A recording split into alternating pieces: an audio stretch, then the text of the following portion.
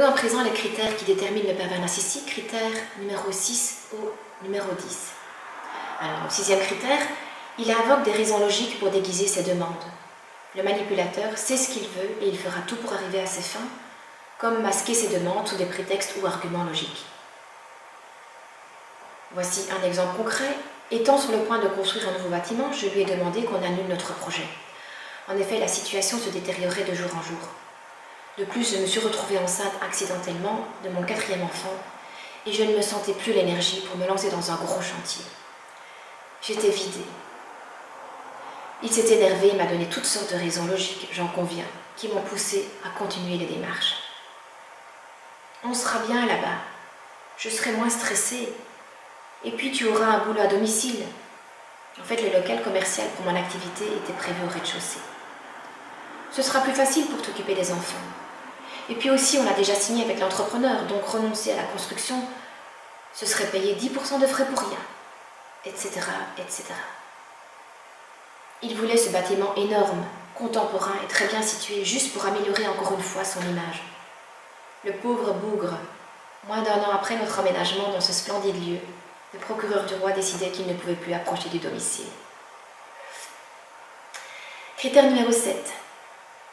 Il fait croire aux autres qu'ils doivent être parfaits, qu'ils ne doivent jamais changer d'avis et qu'ils doivent tout savoir et répondre immédiatement aux demandes et questions. Il est vrai que j'avais des diplômes et étais bonne élève à l'école.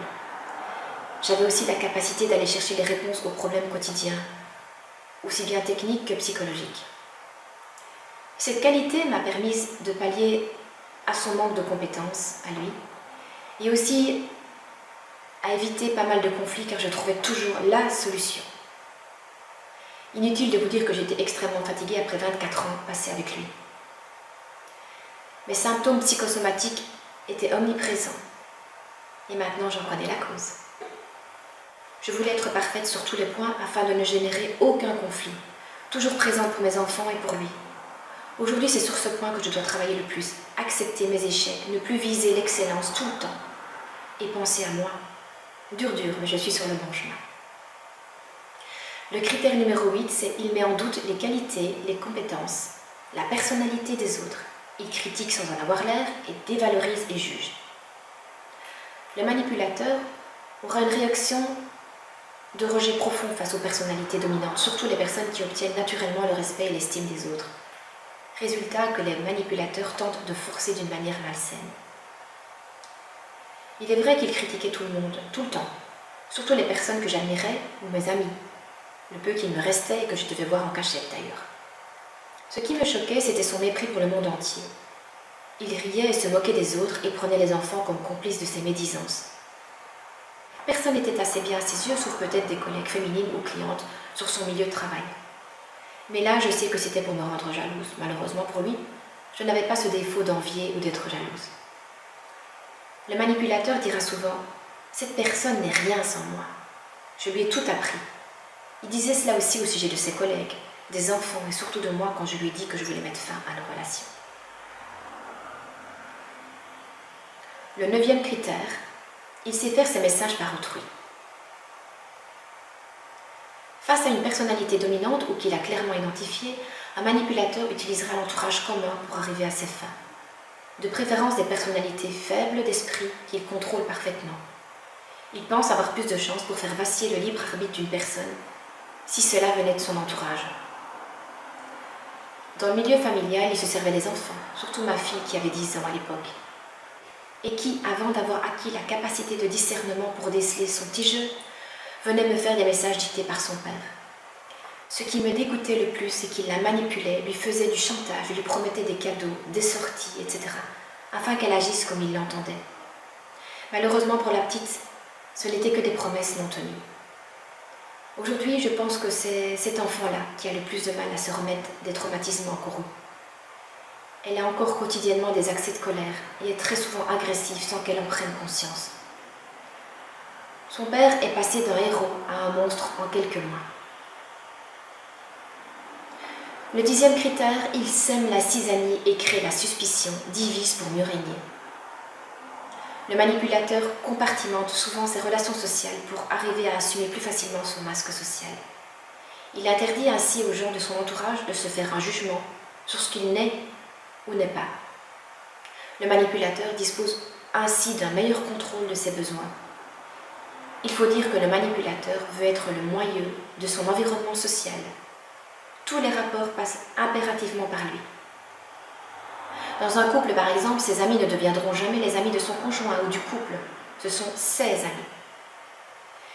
Il essayait de me rendre coupable de tous nos soucis et prenait les enfants à témoin.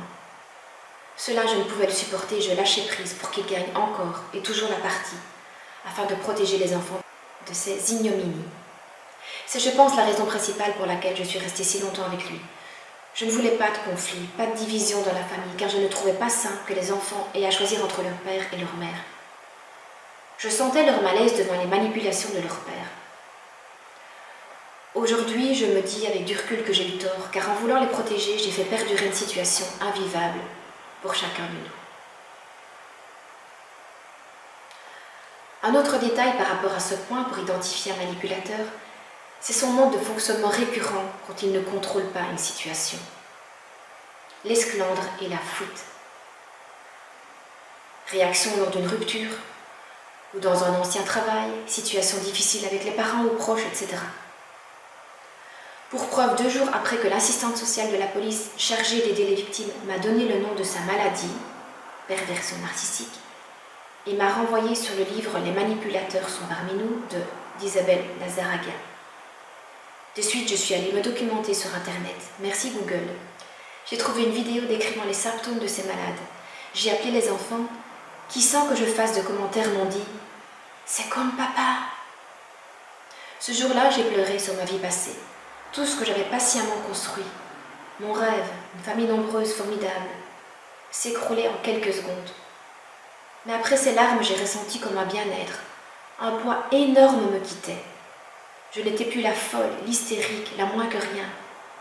C'était lui qui était malade et je ne pouvais, malgré mes nombreuses tentatives, plus rien faire pour l'aider, ni sauver notre semblant de famille formidable.